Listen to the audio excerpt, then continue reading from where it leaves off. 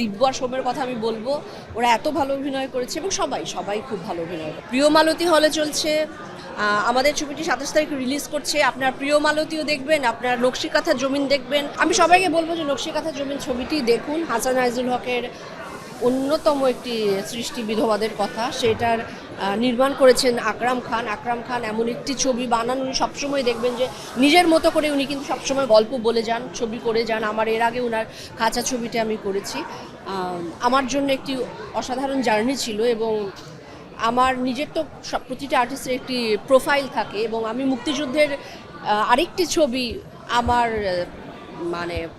আমার ঝুড়িতে এলো, সেটি একটি বড় পাওয়া। আমি মুক্তিযুদ্ধের ছবিতে আরেকটি অভিনয় করতে পেরেছি।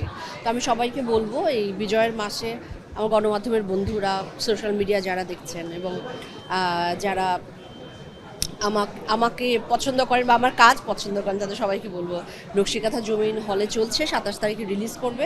আপনারা সবাই এসে হলে দেখুন।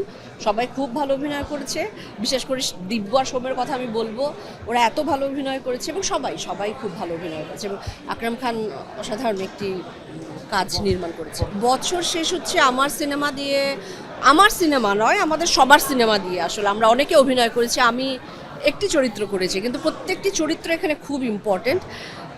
আমি বলবো যে দর্শকদেরকে যে প্রিয় মালতীও রিলিজ করেছে, সেটি খুব ইম্পর্টেন্ট, সেটিও খুবই ভালো ছবি। আমি দর্শকদেরকে বলবো যে প্রিয় মালতী হলে চলছে, আমাদের ছবিটি 27 তারিখ রিলিজ করছে। আপনার প্রিয় মালতীও দেখবেন, আপনার নকশিকাঁথা জমিন দেখবেন।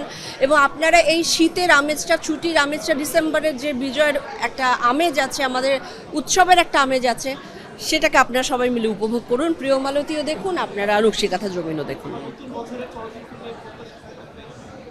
এই যে আরও ভালো কাজ করব, আরও ভালো সবাই মিলে কাজ করব। আমাদের চলচ্চিত্রকার যারা আছেন তারা তো সবসময় চেষ্টা করে যাচ্ছেন। আমার ধারণা আমাদের বাংলাতে আরও ভালো ভালো কন্টেন্ট তৈরি হোক, এটাই আশা। পুতুনা স্মৃতিকথাটা রটারডাম ফিল্ম ফেস্টিভ্যালে গেছে, কম্পিটিটিভ সেকশনে, বিগ স্ক্রিন বিভাগে কম্পিটিটিভ সেকশনে আছে।